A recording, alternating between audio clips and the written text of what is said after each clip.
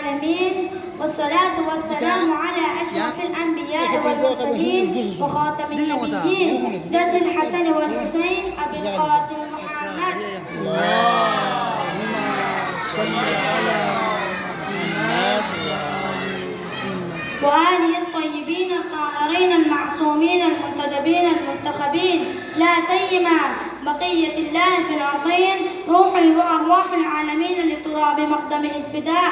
اما بعد، ہماری گفتگو میلائے منجیہ عالم بشریت کے بارے میں ہے.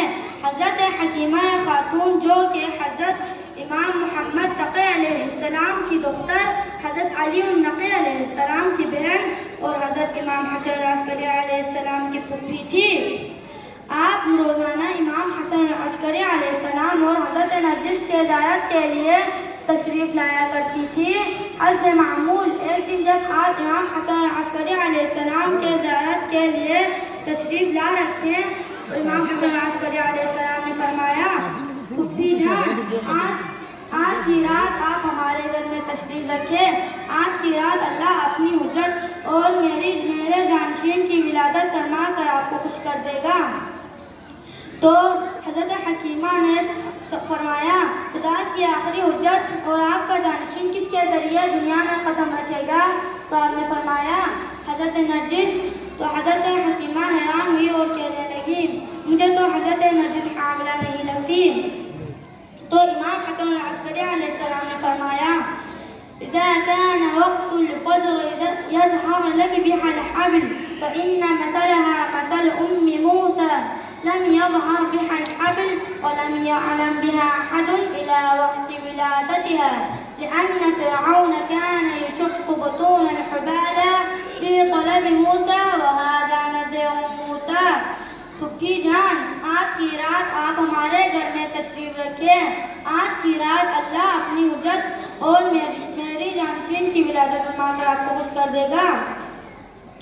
تو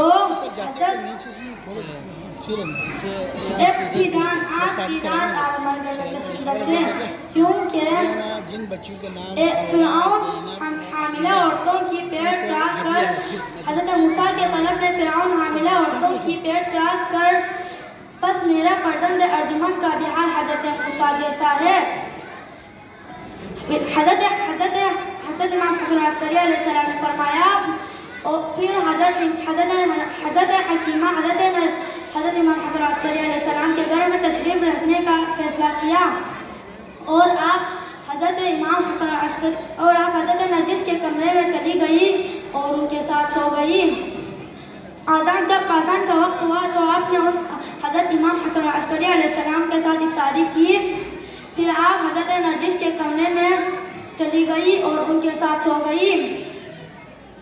آدھی رات کو جب آپ کی آنکھ کھلی تو آپ نے حضرت نرجس کی طرف نگاہ کی تو آپ نے دیکھا کہ حضرت نرجس تو آرام سے سو رہی تھی. پھر آپ دوبارہ سو گئی اور جب نماز فجر کا وقت قریب آنے لگا تو آپ حضرت حکیمہ نیند سے بیدار ہوئی اور آپ نے حضرت نرجس کو بھی جگایا اور نماز فجر کی تیاری کی. پھر نماز فجر کی آخری رکعت میں حضرت نرجس کو تھوڑا سا تکلیف کا احساس ہوا تو فوراً حضرت حکیمہ نے حضرت نرجس کو سہارا دیا. پھر تھوڑی دیر بعد خدا کی آخری حجت اور مہدی اور حق کی ولادت ہوئی. صلو علی محمد و